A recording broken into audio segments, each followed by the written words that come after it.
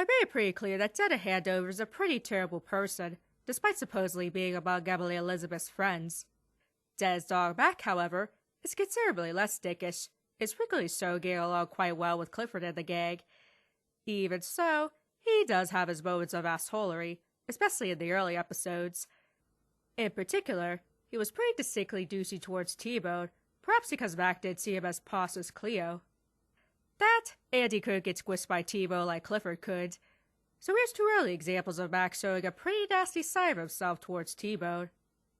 We open with Clifford, Cleo, and T-Bone playing a game of freeze tag in the park. That's when T-Bone crashes right into our blue-coated bully. Clifford invites Mac to play, and Mac is quick to decline. With T-Bone? Well, that wouldn't be fair. I mean, me with my speed against the slowest dog on the island? To be fair, Mac does look like a greyhound, a breed that's well known for its swiftness. Nonetheless, Clifford and Cleo are quick to defend T-Bone's strength and speed qualities, so Mac proposed a challenge. They'll have a contest of who's top dog, and whoever wins takes the other canine's collar.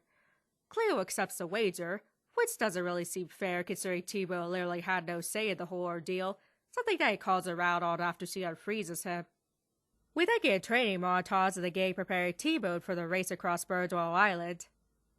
On the big day, Mac gets an immediate lead, but that doesn't stop him from teeing at the first opportunity.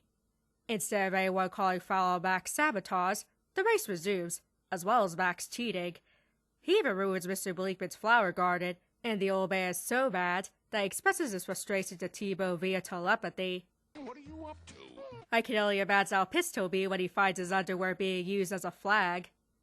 Against all odds, and treachery, T-Bone completes all the challenges, and crosses the finish line right after Mac. Clifford and Cleo celebrate with T-Bone, while Mac is left all alone. When it comes to making good on the wager, Mac immediately confesses that he cheated, meaning that he did earn T-Bone's collar, and stops off in a huff. And the moral of the story is, accomplishments only mean something if you truly earn them. Honestly, for as much as Mac was an asshole for cheating at a race he almost certainly could have won fair and square, I'll give him this. He owned up to his shitty behavior a lot quicker than Jetta would have. Plus, for as bad as his cheating was, I feel like it was just as much of a dick move for Cleo to accept a bet on T-Bone's behalf without his permission. Or at least, it's pretty close as far as dick moves go. So here's an episode where Mac was an asshole to T-Bone all on his own. We begin with Clifford, Cleo, and T-Bone playing a game of beach shuffle dog. As T-Bone takes his sweet old time to take his shot, Mac comes striding on by to invite the three to his super secret dog club. But before they can join, he makes the three climb a steep-ass hill. When they finally reach the top, there's a waterfall waiting for them, located on a cliff overlooking the ocean. Huh. That is actually pretty cool. Unfortunately, the excitement is short-lived, because Mac makes no hesitation in excluding T-Bone, since allowing needed Clifford's assistance to get up the hill. Clifford and Cleo call him out, and Mac proposes a vote on whether or not T-Bone can be a part of the club. It's of course 3 yeses versus 1 no, but Mac uses insane troll logic to say that it's actually 3 yeses and 4 no's. In response, the 3 say fuck that noise, and leave Mac behind, demonstrate that they have more backbone than Emily Elizabeth and her friends will ever have. And Cleo can be treasurer! Treasurer of what? Later, Mac tries to bribe Cleo with tempting tummy yummies, only for him to be astonished that she actually has principles. On another day, he tries to lure her and Clifford in with shiny medals, and gets rejected once again. Finally, Mac gives in, as he's quickly realized that being the only member of a club is pretty damn boring. Then the episode ends with everyone splashing around together and having fun. Mac being a dickhead to T-Bone for no real reason was certainly irritating, but I've saved what I think is his absolute worst moment for last, where it was actually really terrible to Cleo. Clifford, Cleo, and T-Bone are playing a game of Nose the Can, while Mac chomps down on a bone. He scoffs at the 3 silly game, until he hears about Cleo's new playground. That's when he pulls a Jetta, and attempts to suck up to Cleo for his own personal gain, aka access to her shiny new playground.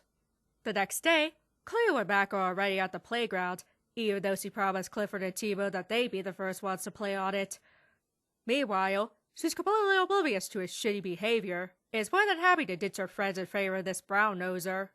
At the dump, T-Bone suspects that Mac is only interested in Cleo for her playground, It's proven right when Max scoffs at their garbage digging and suggests that they play on her playground instead.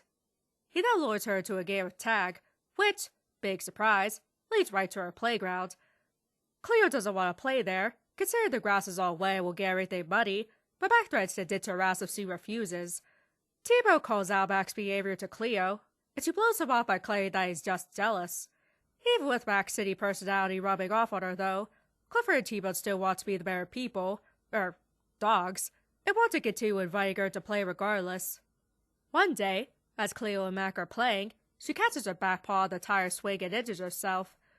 When she says that she probably shouldn't play anymore, he coolly leaves her behind, saying that he'll only play with her when she's better. That's when Cleo realizes that Clifford and T-Bone are her true friends, because they actually want to hang out with her regardless of whether or not they can use her playground. To say that Mac was pretty awful here would be an understatement. I'd even say it was worse than Jetta, because at least Jetta usually ends up learning a lesson by the end of the episode, even if she forgets it by the next one. Here, Mac just completely abandons Cleo. It doesn't get called out for it at all. In fact, this episode kind of feels like an outlier when it comes to Mac's characterization, because even when it comes to his more shitty moments later on in the series, he's never as bad as this. As I said earlier, he actually gets along quite well with the rest of the dogs more often than not.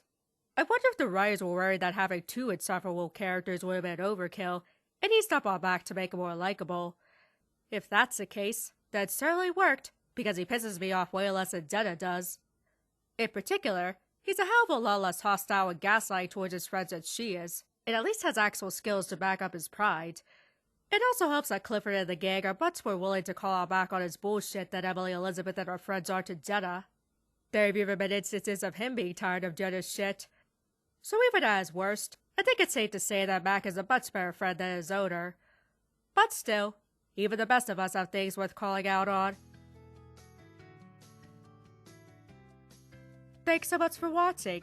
If you enjoyed the video, be sure to click like, and subscribe if you want to see more.